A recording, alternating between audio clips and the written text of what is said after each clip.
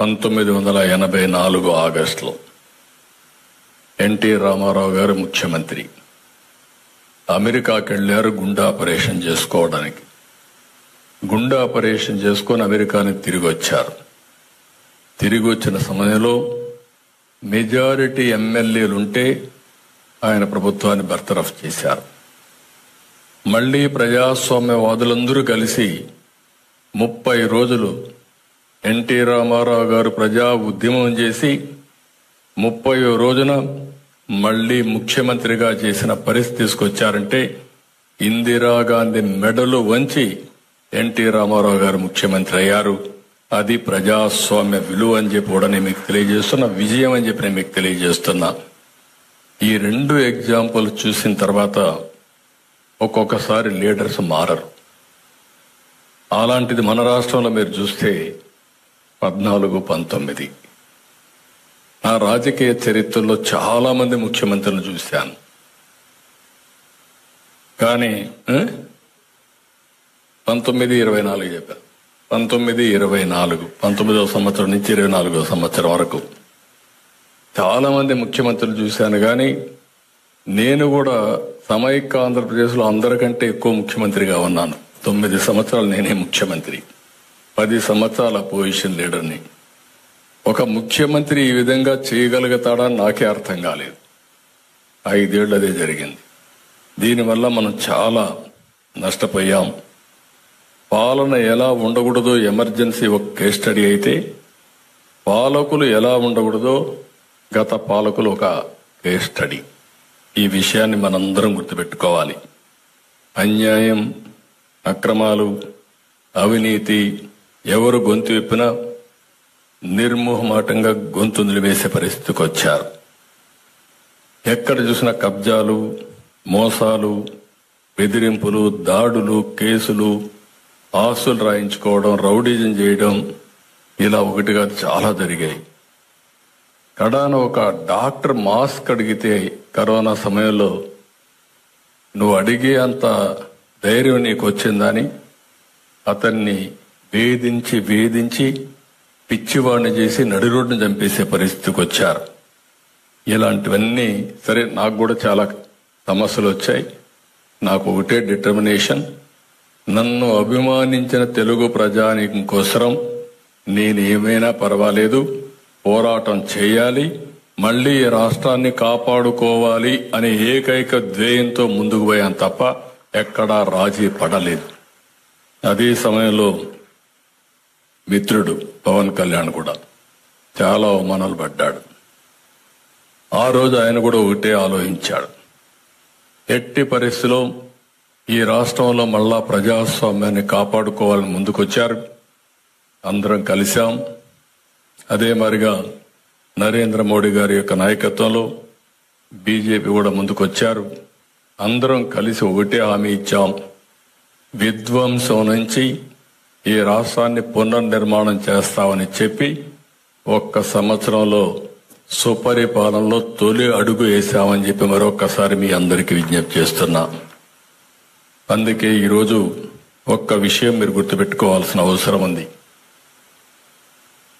రాజ్యాంగ సభలో రాజ్యాంగాన్ని ఆమోదించిన తర్వాత అంబేద్కర్ ఒక మాట అంటారు.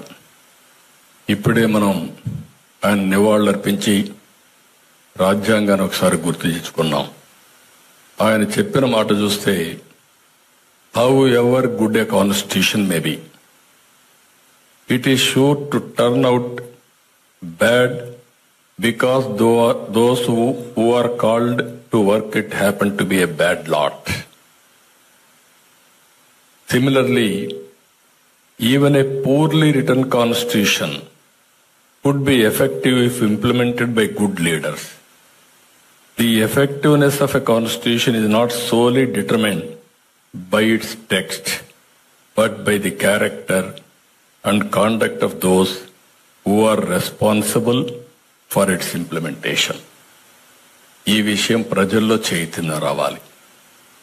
మీరు ఒక్కొక్కసారి ఒక పని చేస్తూ ఉంటారు. ఇంట్లో పిల్లని, మన అమ్మాయిని వేరే వాళ్ళకి ఇవ్వాలన్నా, మన ఇంట్లోకి వేరే అమ్మాయిని తెచ్చుకోవాలన్నా అంటే ఆడబిడ్డలకు పెళ్లి చేయాలన్నా మగబిడ్డలకు పెళ్లి చేయాలన్నా 5-6 తరాలు చూస్తారు, కానీ రాజకీయ నాయకులు మాత్రం చూడరు. అందుకే అంబేద్కర్ గారు ఒక మాట అన్నారు, నేను మీ చేతికి తుపాకీ ఇవ్వడం లేదు, మీరు యుద్ధం చేయాల్సిన పని లేదు, మీకు ఓటు హక్కు ఇస్తున్నా. ఓటు హక్కు అందరికీ ఒకటే. ఈరోజు 100 కోట్ల రూపాయలు లేకుంటే $100 బిలియన్ ఉండే వ్యక్తికి ఒకే ఓటు, రోజు కూలి చేసుకునే వ్యక్తికి కూడా ఒకే ఓటు. ఓటు అనేది ఒక ఆయుధం. ఓటు ద్వారా ప్రజాస్వామ్యాన్ని కాపాడుకోవడమే కాకుండా ఒక మంచి నాయకుల్ని ఎన్నుకుంటే మన జీవితాల్లో బాగుపడతామని మరొక్కసారి మీ అందరికీ విజ్ఞప్తి చేస్తున్నా. అది ఎమ్మెల్యే కావచ్చు, ఎంపీ కావచ్చు, మంత్రులు కావచ్చు, మేమందరం లేదంటే పార్టీ నాయకులం కావచ్చు, ఎవరైనా సరే ఇది మనం గుర్తుపెట్టుకోగలిగితే తప్పకుండా మంచి జరుగుతుంది.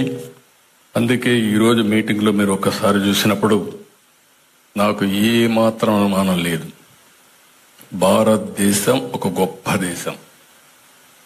కొంతమంది నాయకులు చెడు చేసినప్పటికీ చెడు మీద పోరాడి ఎప్పుడూ మంచే జయిస్తుంది. చెడు అనేది తాత్కాలికం, మంచి అనేది శాశ్వతం. ఎవరైతే మంచి కోసం పనిచేస్తారో వాళ్ళు శాశ్వతంగా చరిత్రలో ఉంటారు. ఎవరైతే చెడు పనులు చేస్తారో వాళ్ళు శాశ్వతంగా చరిత్రహీనులుగా మిగిలిపోతారు. అందుకే ఈ ఎమర్జెన్సీని అందరం కూడా ఒకసారి గుర్తుపెట్టుకుని, ఇప్పుడుండే జనరేషన్, యంగ్ జనరేషన్ చాలా మంది ఎమర్జెన్సీ తర్వాత పుట్టారు, ఎమర్జెన్సీ అంటే మర్చిపోయారు. కానీ ఇప్పుడు పరిస్థితులు వేరే వేరే చూస్తున్నారు.